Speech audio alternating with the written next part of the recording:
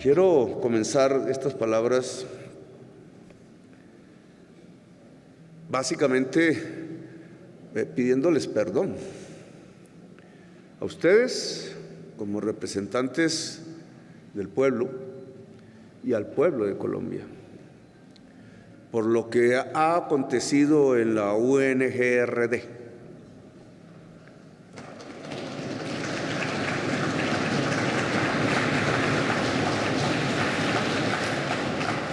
Lecciones que hay que recoger de esos hechos aún en proceso de investigación. El señor Olmedo nunca fue una transacción política de ningún grupo aquí presente ni ausente. Él viene de la izquierda, lo cual de la izquierda desde hace décadas, lo cual hace que tengamos que pensar que el tema de la corrupción no es un tema ideológico, no hay una barrera ideológica que divida a las gentes de la política, a la ciudadanía misma, entre fuerzas que no son corruptas y otras que sí lo son. La corrupción en Colombia en realidad es una cultura, atraviesa todo, está entre los más ricos, pero también entre los más pobres. Está entre quienes tienen más responsabilidades y quienes no las tienen. Obviamente hay una mayor responsabilidad en torno a la construcción de esta cultura de la corrupción, cultura entre comillas, porque no es una cultura, es una autodestrucción. Viene siendo mucho más responsable indudablemente el líder político, la persona que tiene peso dentro de la sociedad por alguna razón pública o privada, que cualquier ciudadano del común. No esperé de Olmedo una actitud como la que hemos encontrado.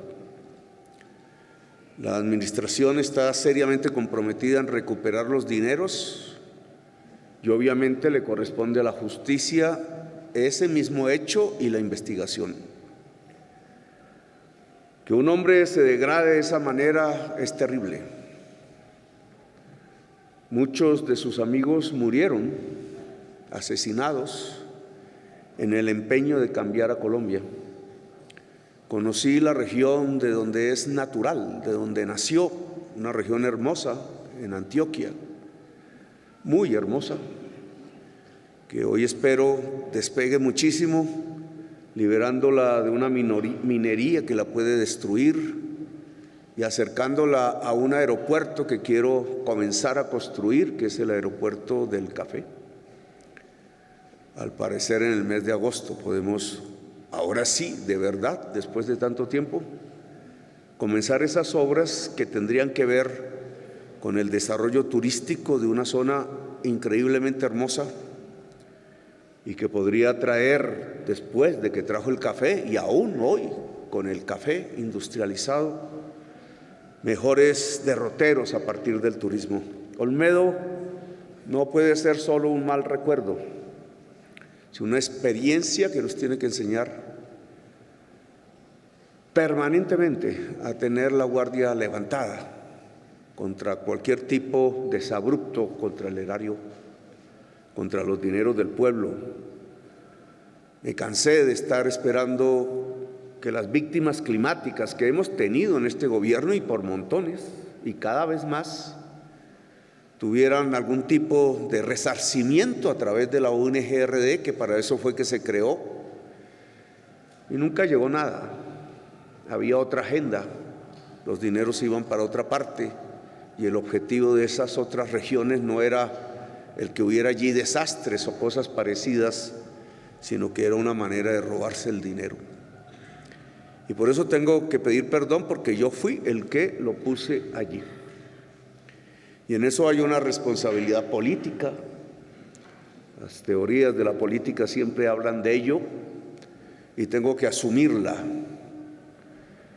Y por eso les pido a ustedes, como representantes del pueblo y al pueblo, perdón, por lo que ha acontecido.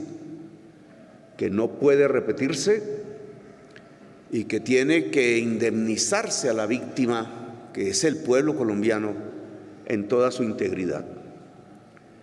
Aquí quisiera hablar quizás de 3 temas, para no alargar demasiado el discurso y las decisiones que ustedes tienen que tomar en los minutos subsiguientes. Quiero hablar de economía, de paz y del problema social. En campaña prometí buscar las maneras de cambiar el modelo económico de Colombia.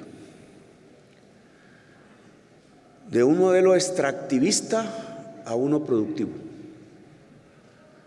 Cambiar la idea de que nos hacemos ricos extrayendo cosas que la naturaleza o Dios puso debajo del suelo, por la idea de que de verdad nos podemos volver ricos a partir del trabajo y de la transformación de las cosas en la producción. No hay sociedad que se pueda enriquecer que no trabaje. Trabajo que se va transformando a través del tiempo, de la historia. Antaño muscular, de hombres casi, hoy cerebral, intelectual.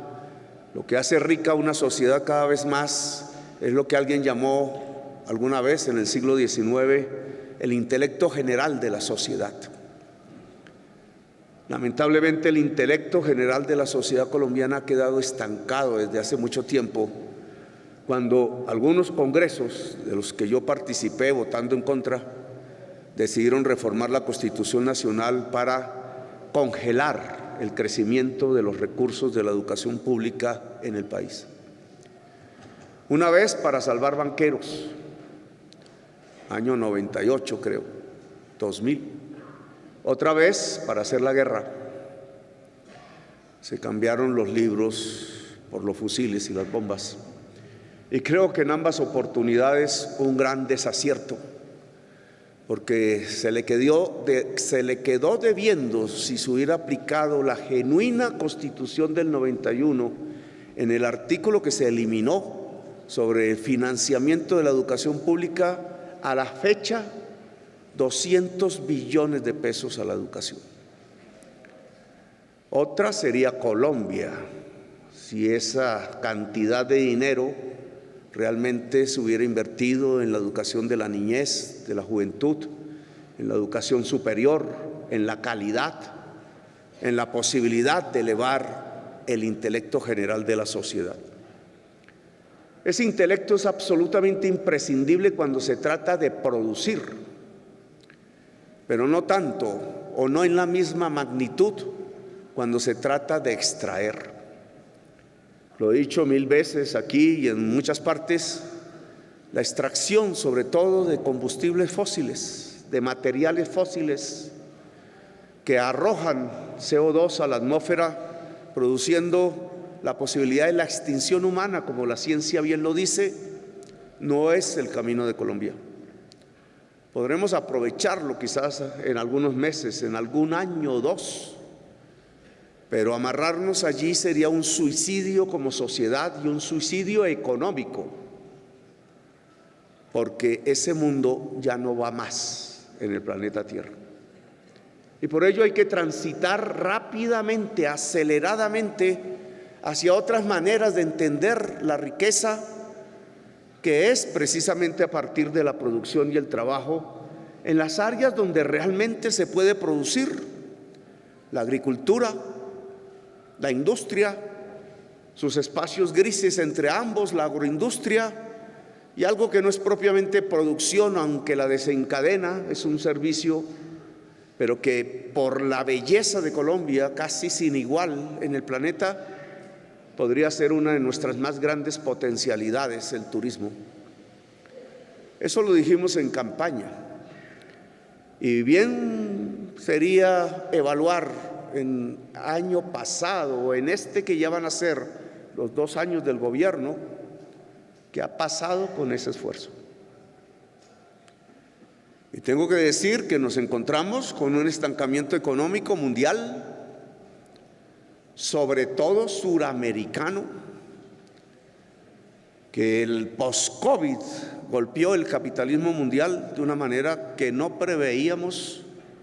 No solamente se paralizó en los años de la enfermedad, sino que aún no se recupera, no se ha recuperado desde el año 2008, pero el efecto inmediato después de la pandemia fue el crecimiento de los precios de los alimentos, conduciendo al mundo al hambre,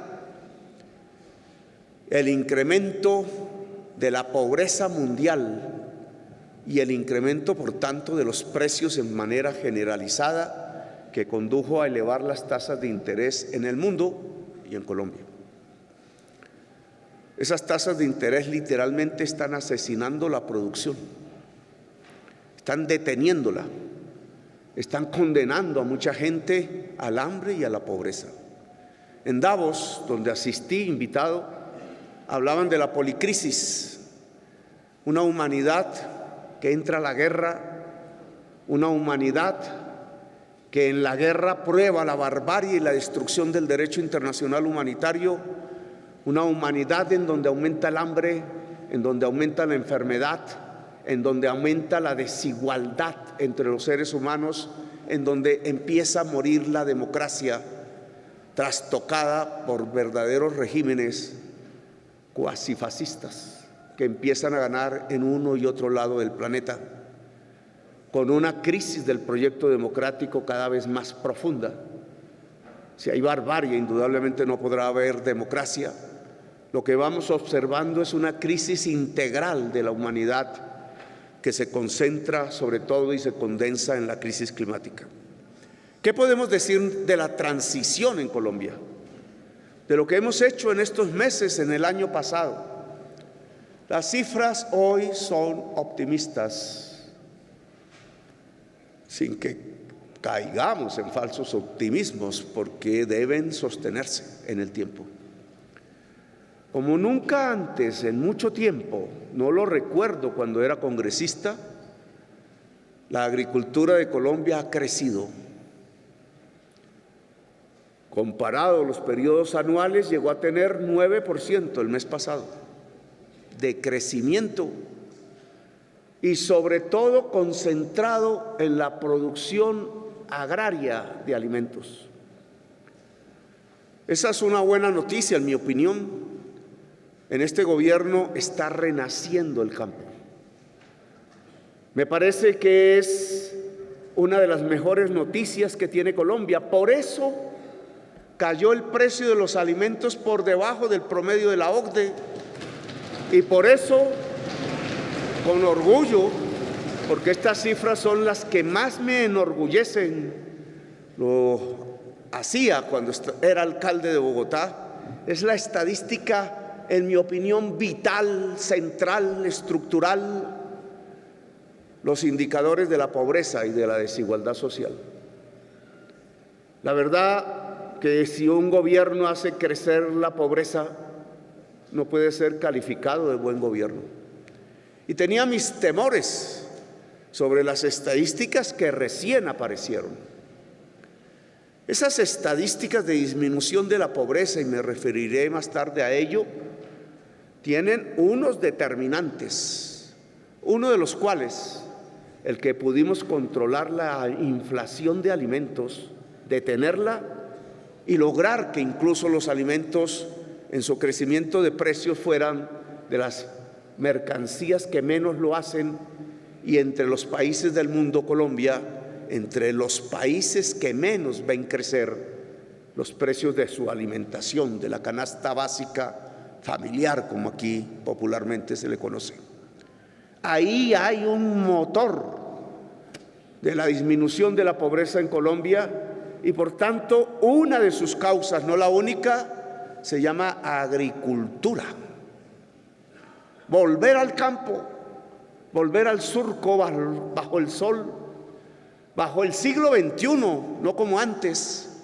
Me parece que es una buena invitación que este gobierno ha hecho, y en la cual me gustaría que el Congreso nos ayudara.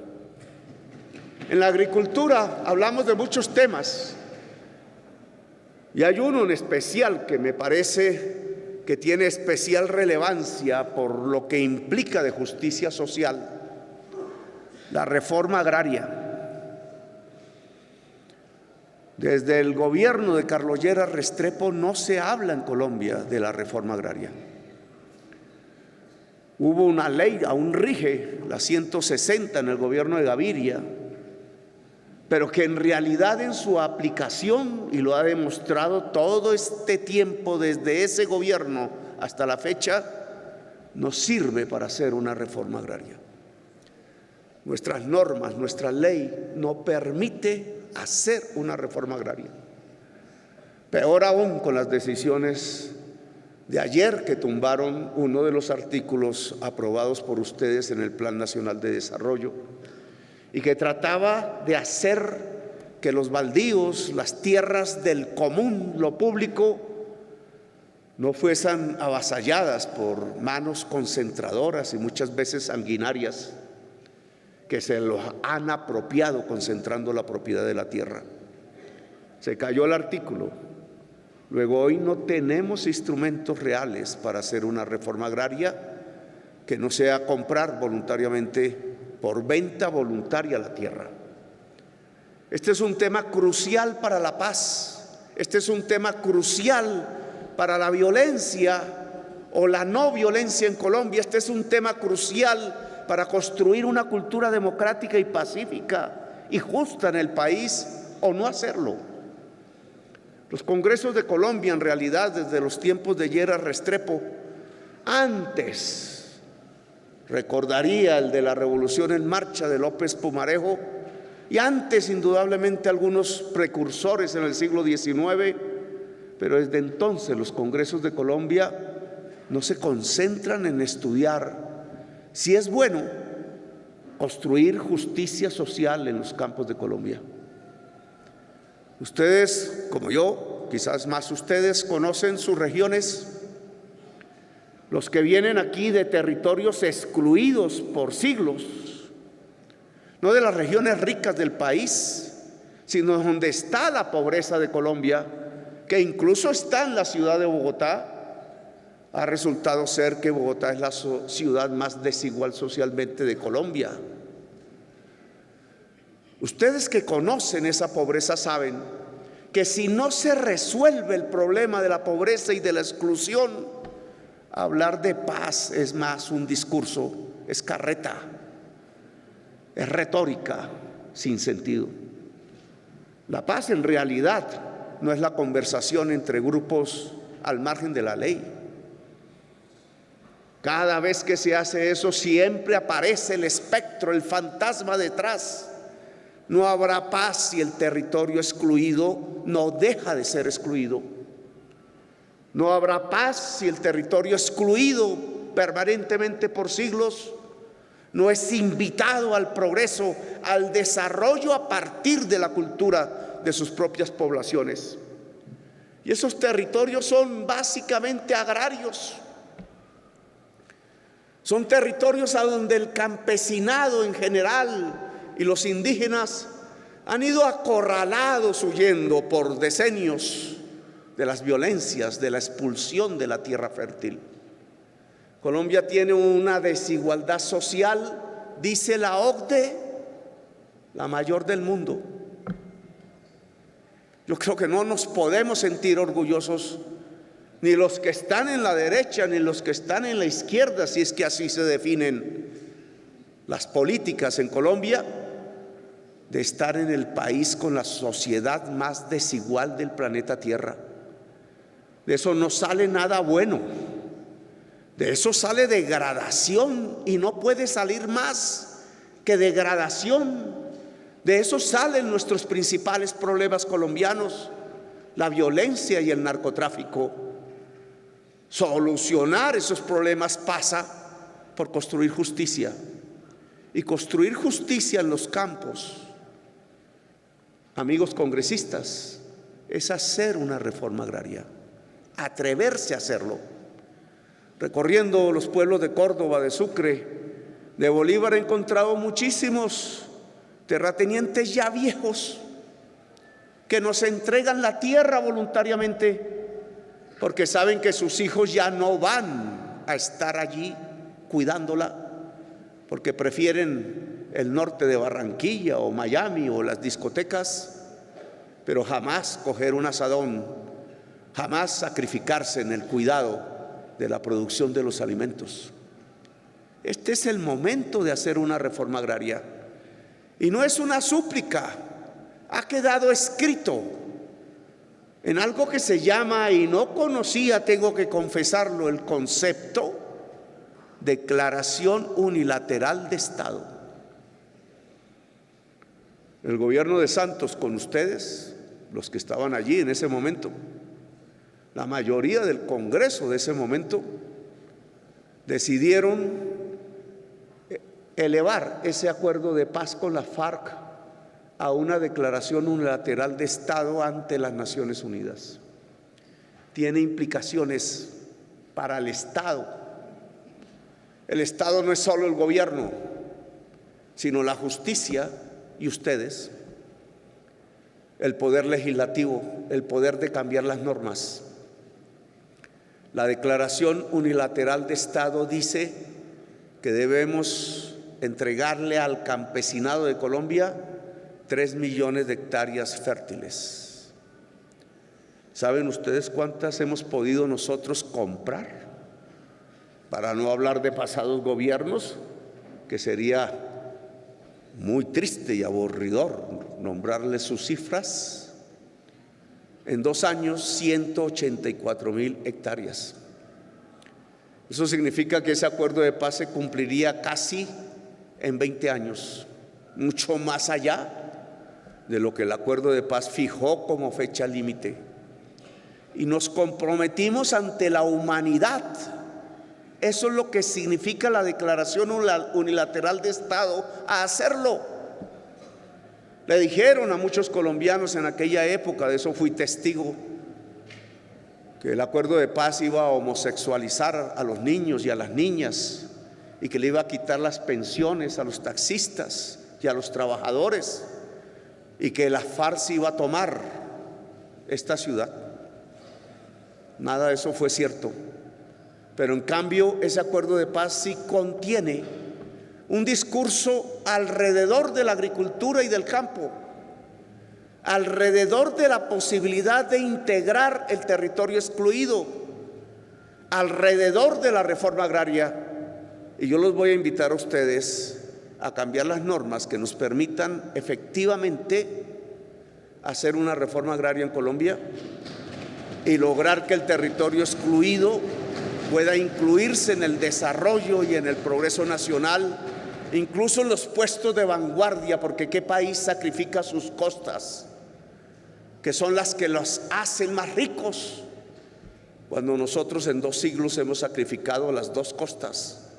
La del Océano Pacífico, en donde somos la región más pobre de toda la olla del Pacífico, solo porque allí se ubicaron los negros que se liberaban de la esclavitud, y el Caribe, nuestro mar, en donde están las 2 regiones más pobres de Colombia, cuando deberían ser, por el simple hecho de darle la cara al mar, las regiones más ricas de este país.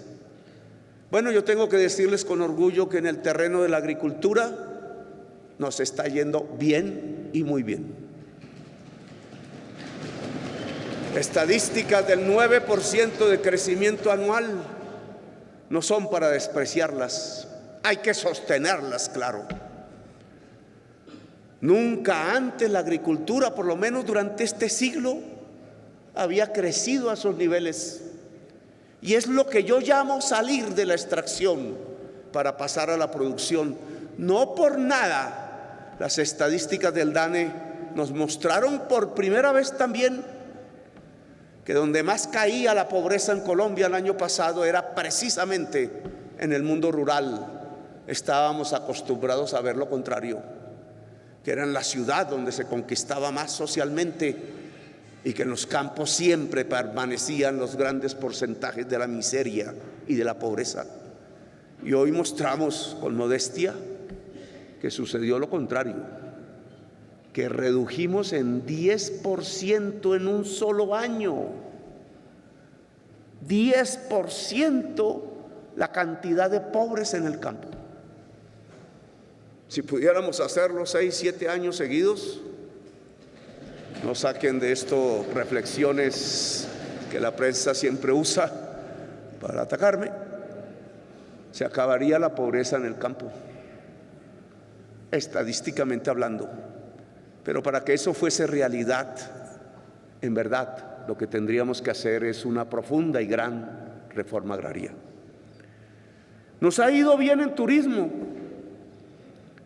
Me preguntó alguna vez una periodista famosa en campaña, ¿con qué va a reemplazar las divisas del petróleo?, decía. Ya no voy a recordar el cuento y la parábola del barril de petróleo y los aguacates. Creo que ya ha quedado demostrado la realidad. Pero en aquel entonces yo le decía, la manera más rápida para una caída abrupta de divisas que podemos tener, empezando por el carbón y después el petróleo, porque el petróleo colombiano es petróleo pesado y los petróleos pesados van a ser los primeros en salir del mercado mundial. Por tanto, tenemos que alistarnos. Carbón y petróleo pesado se irán de la economía del mundo en pocos años. Alistarnos significa entonces, ¿qué hacer en cambio? ¿De dónde sacar esa cantidad que llegó a ser en el año 2013 de 40,000 millones de dólares de entradas de divisas? Y yo le contesté a la periodista, lo más rápido va a ser el turismo, porque es un país hermoso, Colombia, el país de la belleza. Y dicho y hecho, porque el año pasado rompimos un récord, 6 millones de turistas extranjeros. Nunca se había alcanzado semejante cifra, con problemas, porque el perfil de ese tipo de turismo tiene que variar, y sabemos por qué. Porque viene en busca de otras cosas que no nos interesan, que la dignidad de esta sociedad no debe permitir, la dignidad de sus hombres y de sus mujeres. Pero estamos aumentando el turismo incluso este año sobre el año pasado, ya ha aumentado 7,3%, 7,3% por encima del año 2023. Y ya las estadísticas arrojan que las divisas que traen los turistas extranjeros, sumadas en un año, alcanzaron las divisas del carbón.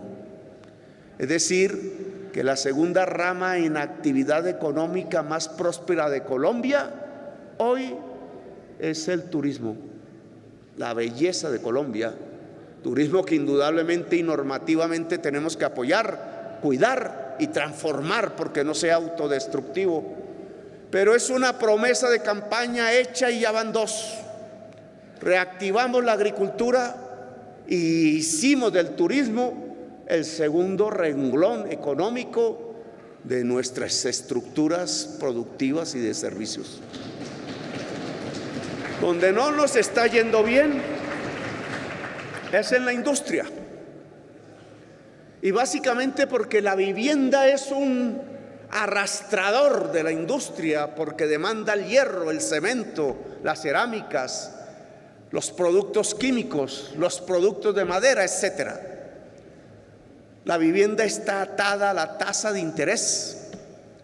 Ninguno de nosotros ni ninguno de ustedes va a comprar una vivienda sin pensar qué tasa de interés le van a cobrar por el crédito para poderla comprar. Yo aún estoy pagando la mía, que empecé a construir en el año 2011, y varias veces estuve a punto de perderla.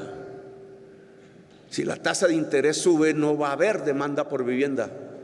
Y la tasa de interés real en Colombia está subiendo, porque más rápido hemos bajado la inflación que el Banco de la República la tasa nominal de interés. Y ese desfase lo que provoca es que la tasa real de interés, que es la que importa en la economía, está creciendo, y al crecer está matando la demanda, sobre todo en los bienes más sensibles a esa tasa de interés. En primerísimo lugar, la vivienda, después el carro, la moto y los electrodomésticos. Y aquí entonces hay que producir un diálogo en Colombia.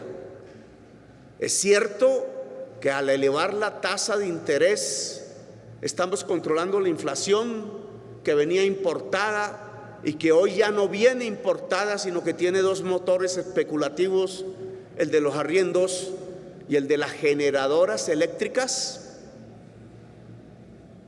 ¿Por qué no más bien nos metemos a controlar el que no se produzca especulación inmobiliaria ni en la generación eléctrica, que tiene como primera afectación la región del Caribe colombiano? Ustedes y nosotros podemos lograrlo. ¿Sabían ustedes que una ley del año 93, 92 de servicios públicos, era yo congresista por primera vez aquí en este recinto, construyó una CREC poniéndole condiciones a los comisionados de tal magnitud, 6 años en cargo directivo, que no se pueden sacar los comisionados sino de las mismas empresas eléctricas privadas de Colombia? Y adivinen a qué llegan a hacer en la CREC: a servirle a las empresas a las cuales van a retornar para ser sus empleados altos ejecutivos. Y al hacer ese servicio dañan completamente la posibilidad del equilibrio con el usuario.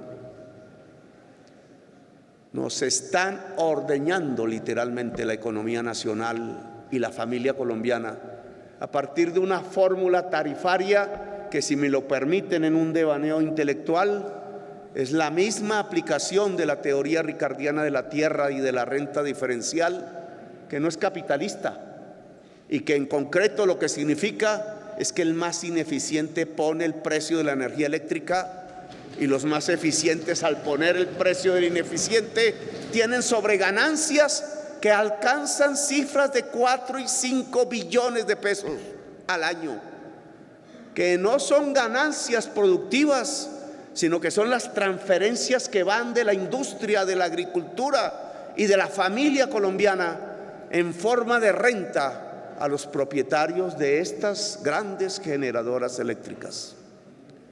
No vamos a poder desarrollar la industria si tenemos altas tasas de interés y si tenemos altas tarifas de energía eléctrica. La energía eléctrica y el costo financiero son fundamentales en la tabla de costos de la industria, y si son altos, no habrá industria en Colombia. Por eso aquí les pedimos una ayuda.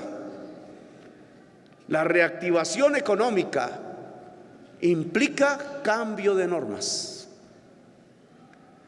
y entre esas, cambio de leyes. La eléctrica, por ejemplo, entre varias. Estas ideas económicas nos muestran por primera vez en los últimos 2 meses crecimiento económico positivo y fuerte. No podemos decir que se va a sostener, no sabemos, pero por lo menos podemos decir que en estos 2 meses hemos salido del estancamiento y cada vez nos sacudimos más en la creación del empleo, en el aumento de la producción y por tanto de la riqueza en el conjunto de la sociedad colombiana. Falta la industria. Ahora les quisiera hablar un poco sobre la paz. La paz hecha, la paz por hacer. La paz hecha tiene problemas. Yo sí creo que hicieron trizas la paz. Yo sí creo que esa actitud displicente con acabar el conflicto armado en el territorio colombiano que un gobierno quiso construir, el gobierno de Santos, y logró el acuerdo con la FARC,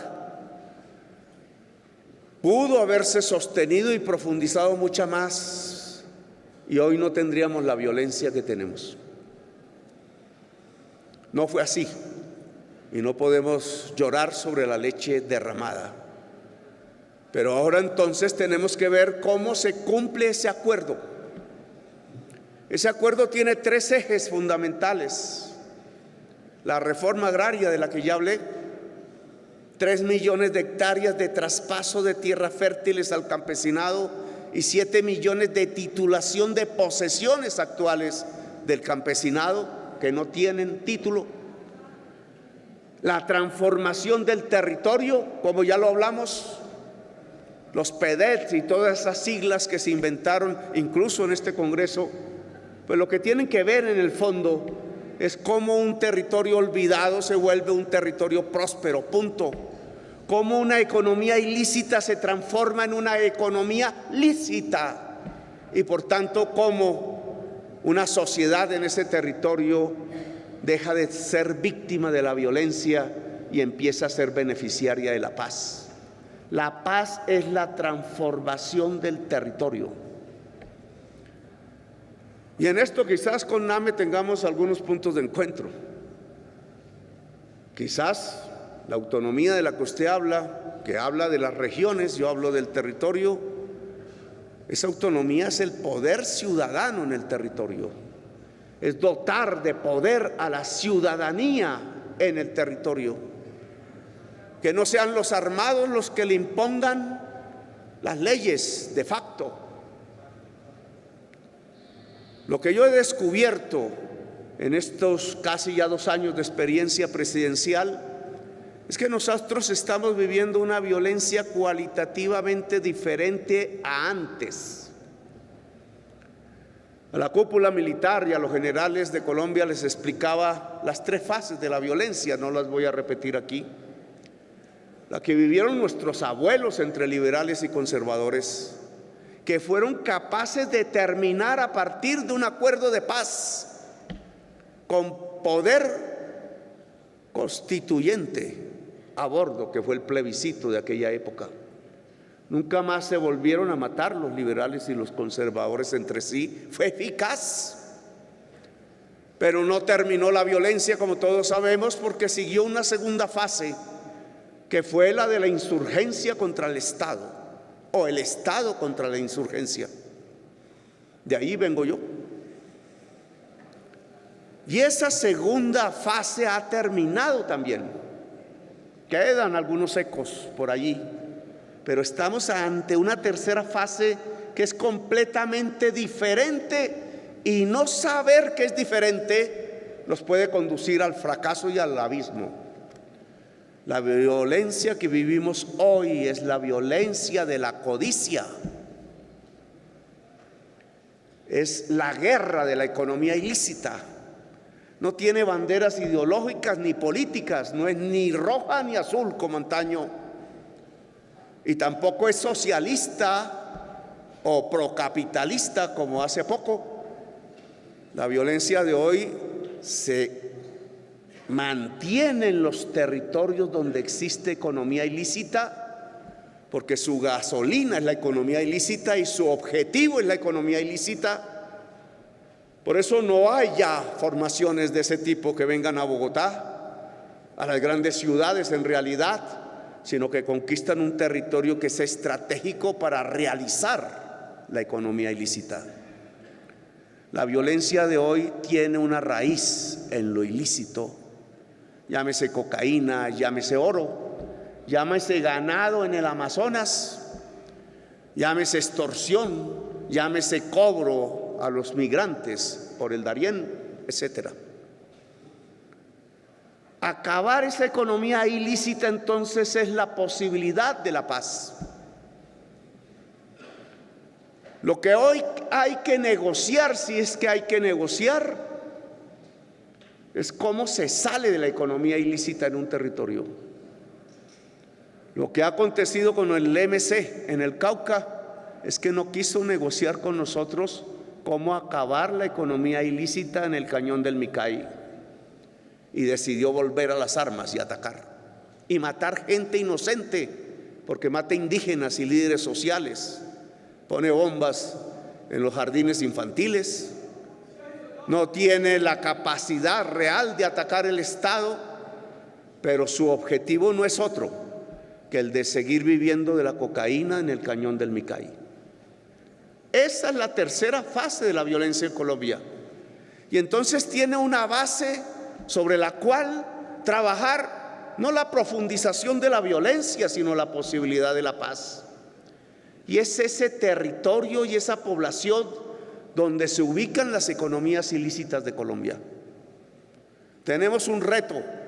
El litoral pacífico, desde la frontera con Ecuador hasta el sur del Chocó, es la región cocainera más grande del mundo. ¿Podemos transformarla en una economía lícita?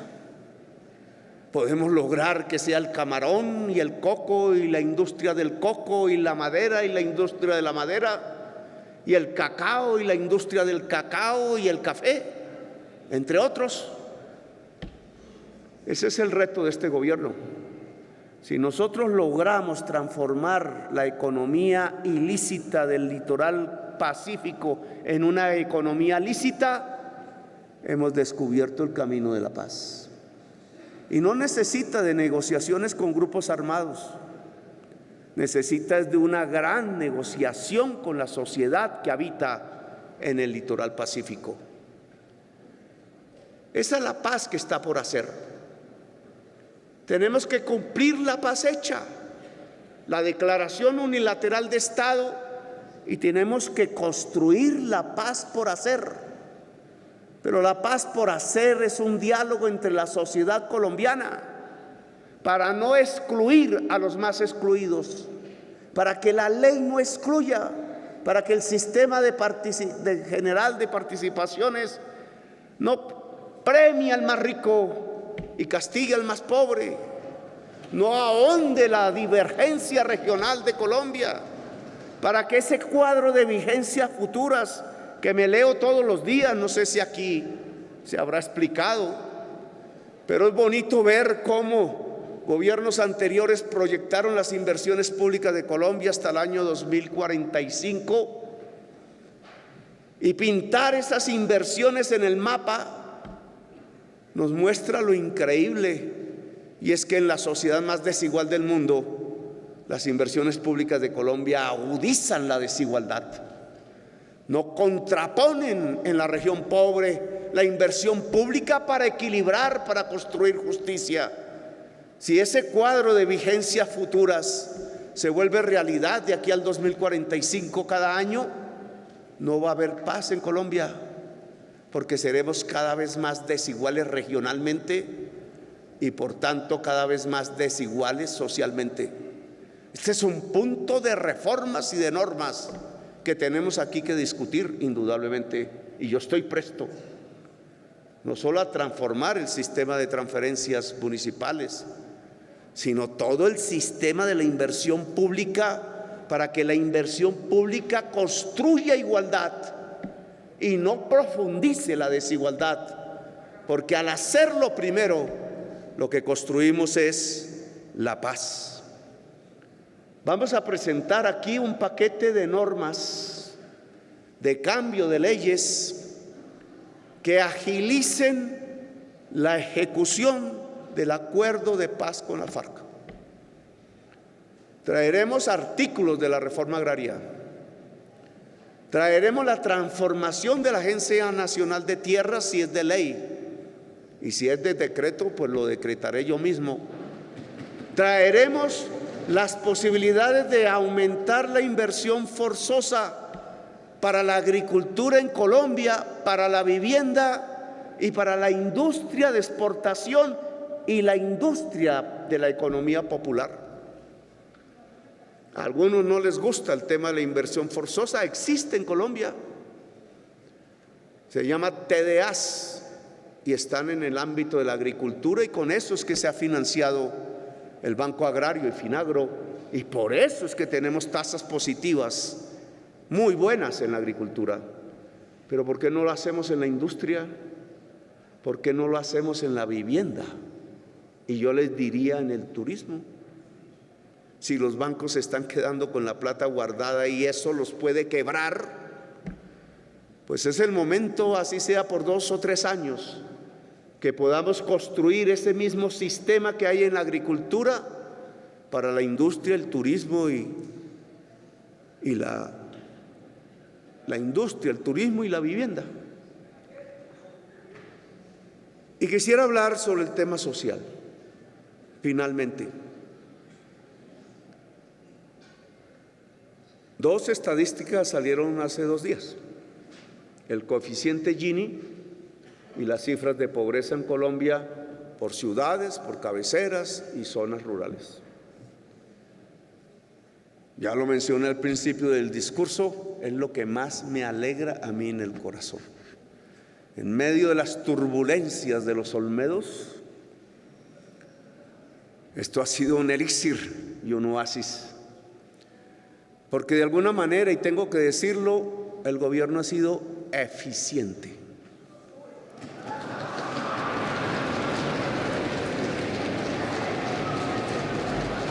Eficiente es cumplir los objetivos que se propuso ante el electorado.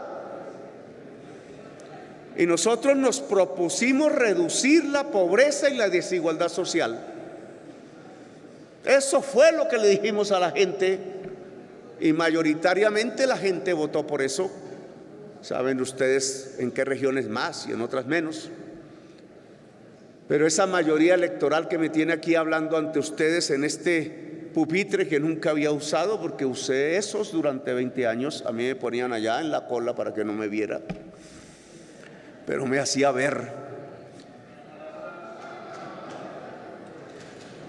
Ahora lo que me tiene hablando en este pupitre es la promesa que hicimos a la sociedad colombiana: disminuir pobreza, disminuir inequidades, injusticias, desigualdad. Ese es nuestro programa. Y en ese programa, ¿qué se ha hecho en este año que pasó? El primer año de mi gobierno, medido por estadísticas. La desigualdad la mide el coeficiente Gini, se llama. Sería bueno explicarlo, pero no tenemos tiempo. Y la pobreza se mide a través de unas líneas que llaman de pobreza monetaria y de pobreza monetaria extrema. Salieron hace 2 días. ¿Y qué resultado dieron para el año 2023? Año de estancamiento económico, 0,7 creció el PIB, donde los presagios malos eran los más posibles, porque en un país estancado económicamente, ¿qué puede pasar con la pobreza? Y lo que encontramos en esa estadística de hace 2 días, que hay que analizar obviamente en los debates parlamentarios a fondo, es que redujimos el número de pobres en un solo año y con estancamiento económico 10%. Y sacamos 1.600.000 personas de la pobreza monetaria. Y sacamos 1.120.000 personas de la pobreza extrema. Me siento orgulloso, y ustedes, los que nos han acompañado, también deberían sentirse orgullosas y orgullosos, porque es así como se construye la patria y la nación. Una nación de desiguales no es una nación. La nación, decía Rousseau, es un contrato social, y un contrato social es un contrato de convivencia y de paz, e implica que todos aquellos firmantes del contrato, hombres y mujeres, puedan vivir dentro de esa nación con dignidad. Eso no lo había alcanzado Colombia, y no lo ha alcanzado aún, porque venimos de cifras muy altas de pobreza y de desigualdad. La sociedad más desigual del planeta Tierra. 36% de pobreza recibimos del gobierno de Duque. Y ahora, en un solo año, sacamos esa cantidad de gente, millones de personas, tanto de la pobreza monetaria como de la pobreza monetaria extrema. Millones. ¿Cómo se hizo? Que es bueno para el análisis, lo harán ustedes profundamente en sus debates parlamentarios y en sus comisiones. Pero la estadística del DANE nos alumbra unas causas, unos por qué se pudo lograr. No fue por los subsidios, que entre otras disminuyeron, porque los subsidios del COVID se acabaron. El determinante más grande de la caída de la pobreza el año pasado en Colombia se llama, según las categorías del DANE, ingresos laborales. 8 puntos de 10, el 80% de la responsabilidad de la caída de la pobreza en Colombia se llama ingresos laborales. ¿Qué entiende el DANE por ingresos laborales? Pues indudablemente que haya aumentado empleo, que sí aumentó, pero en una cantidad que no determina una caída de la pobreza del 10%. Indudablemente tiene que ver, y eso lo hizo este gobierno, por el aumento sustancial del salario mínimo. Miren ustedes ese debate que todavía está. Sacaban por la televisión los llamados expertos, entre comillas, que son militantes de una agrupación política. Los llamados expertos decían: están equivocados los del gobierno al aumentar el salario real mínimo, porque eso va a causar, así lo dijeron, más desempleo y más pobreza.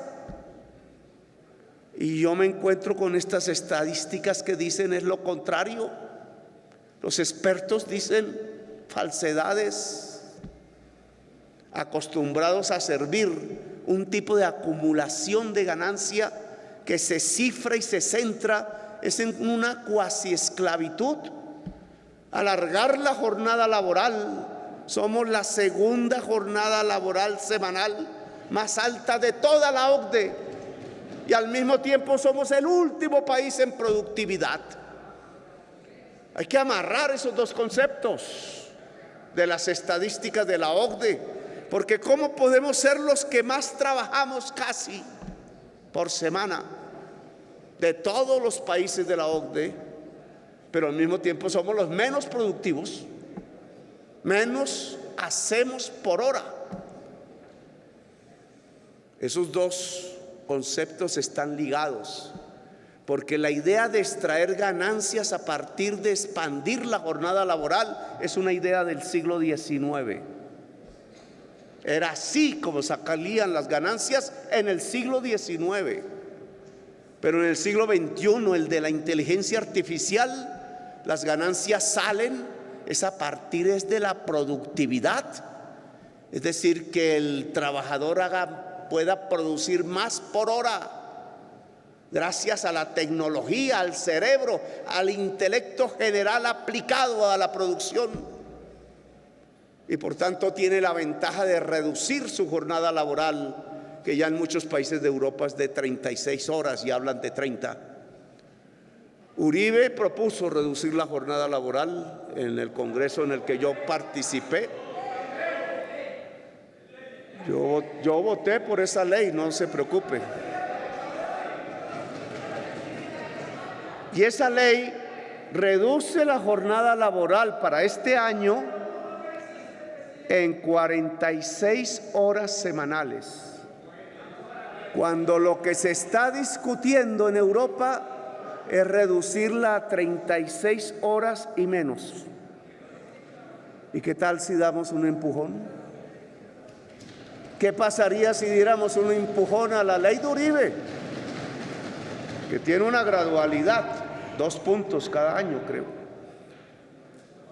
Porque si nosotros nos movemos hacia una jornada laboral de 40 horas, ¿sabe qué pasa? Con el mismo salario, que hay más empleo y que hay un mayor estímulo a la productividad, que es cómo los trabajadores ganan más realmente y cómo los empresarios ganan más realmente. Es un gana-gana. El gana-gana se llama productividad y la productividad se llama saber en la producción, intelecto en la producción, en vez de tratar a los trabajadores como esclavos.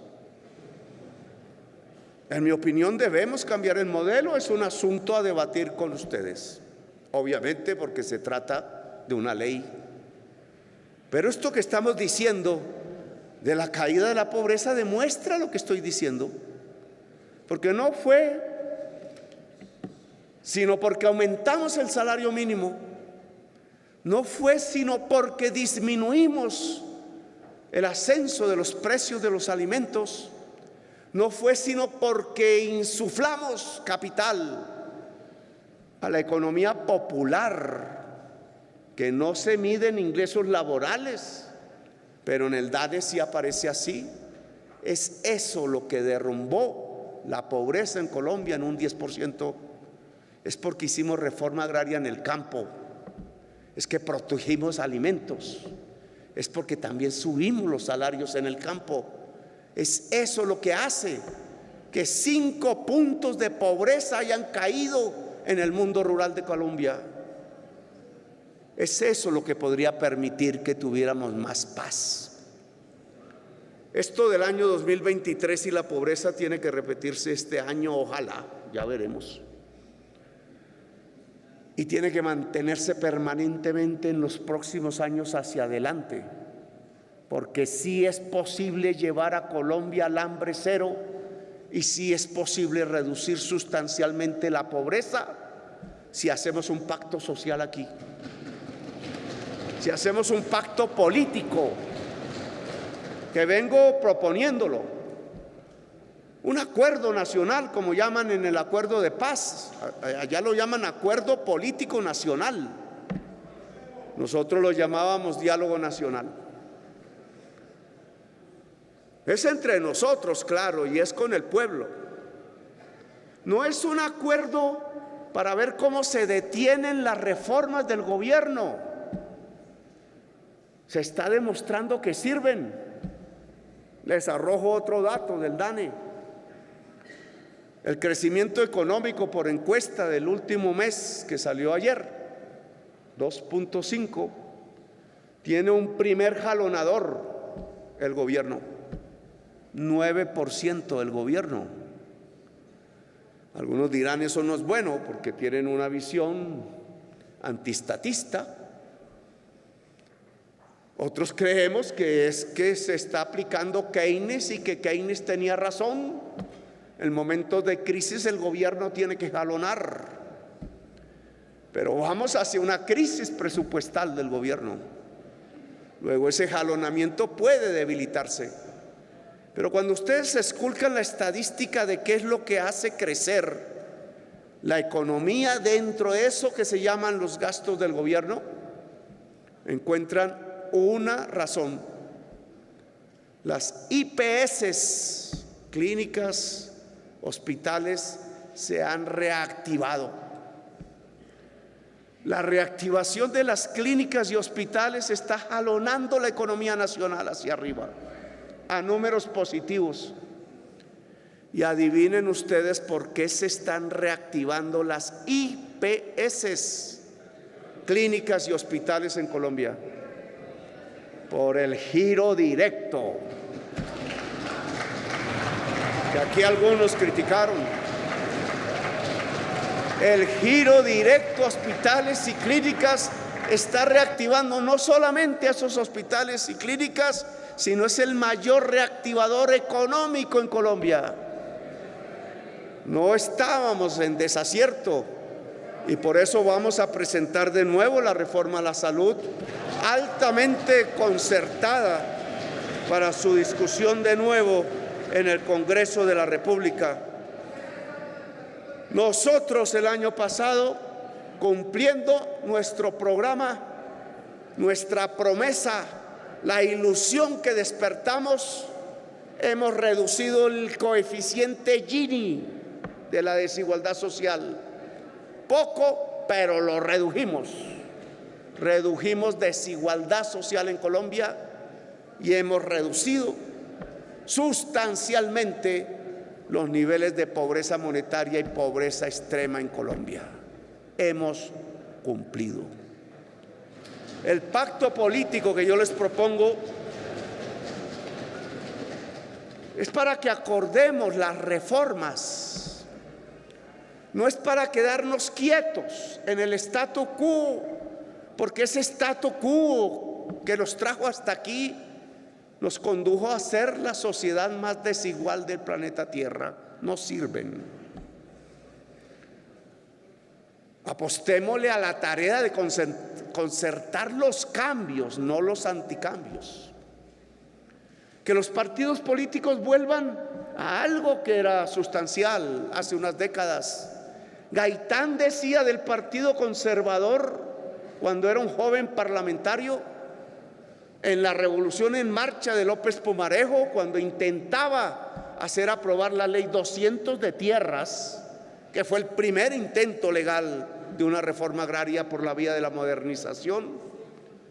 Gaitán decía: el Partido Conservador es más de avanzada que el liberal, porque mientras la derecha liberal que había en ese Congreso en aquella época quería detener la Ley 200 de tierras, el Partido Conservador, minoritario en ese momento, se paró en el Congreso de la República a respaldar a López Pumarejo y a hablar de la reforma agraria en Colombia, que es un asunto, entre otras cosas, de cristianismo, pero no me voy a meter en las religiones. ¿Por qué ahora no pasa lo mismo? ¿Por qué no nos sentamos a hablar de cómo hacer una reforma agraria seria en Colombia? ¿Qué normas usar? ¿Qué contenciones tener si se quiere? Pero hacerla. ¿Por qué no logramos que este Congreso de la República con este gobierno pasen a la historia como aquellos de hace tiempos y podamos anunciarle al país que de verdad vamos a cumplir el acuerdo de paz y que vamos a crear las normas que permitan que 3 millones de hectáreas fértiles, deberían ser 15, puedan pasar a los campesinos y campesinas de este país? Eso es un acuerdo nacional. Por esa vía podemos industrializar a Colombia. En el paquete de leyes, proyectos de ley de reactivación económica que tendremos la oportunidad de ver si podemos hacer ese acuerdo, incluso discutiendo los proyectos antes de que entren al Congreso a través de mesas partidistas. Y presentaremos el otro proyecto, el del acuerdo de paz. No nos vamos a salir ni una coma de lo que dice ese acuerdo, que es declaración unilateral de Estado y que ya por unanimidad del Consejo de Seguridad de Naciones Unidas aplaudió la tesis de que agilizáramos. Fast track, doctor Namé, significa en español trámite rápido. No estoy hablando más sino de trámite rápido, lo cual implica acuerdos políticos. Los acuerdos políticos para desarrollar los cambios de normas para volver realidad el acuerdo de paz y los cambios de normas que nos permitan la reactivación económica en la agricultura, la vivienda, el turismo y la industria. Les proponemos esos 2 escenarios, pueden haber más. Acuerdo nacional y político, incluso fuera del Congreso, ¿por qué no? Con las fuerzas de la sociedad que están allí fuera del Congreso y con las fuerzas políticas que están también fuera del Congreso. ¿Por qué no asumimos la audacia de un acuerdo político nacional para transformar a Colombia en el sentido de la paz, de la democracia y de la justicia social? Es lo que les propongo. Podemos hablar. El parlamentario habla. Nosotros nunca nos hemos negado a un diálogo con parlamentarios, ya hasta nos sacrifican en la prensa por hacerlo. Pero ese hablar con los parlamentarios debe ser eficaz. Yo les propongo hablar, dialogar, sentarnos a discutir los argumentos como buenos parlamentarios que son y que yo fui. Tienen un presidente que fue parlamentario y que sabe qué es el Parlamento, el Congreso de Colombia, que no Parlamento, donde venimos a hablar y a usar el cerebro para argumentar y donde ese argumento transparente, sin cálculo, pueda llevarnos realmente a las verdaderas reformas que necesita Colombia, a la posibilidad de que esos territorios excluidos dejen de ser excluidos y sean prósperos, a la posibilidad de que este país de la belleza sea una potencia turística Y como dijimos en nuestra campaña, que Colombia, en vez de ser el lugar de la muerte, pueda ser el lugar de una Colombia potencia mundial de la vida. Gracias, muy amables, por haberme escuchado. Muchas gracias, señor presidente. Declaro, se me olvidaba lo más importante. Declaro instalado el periodo de sesiones ordinarias del Congreso de la República de Colombia.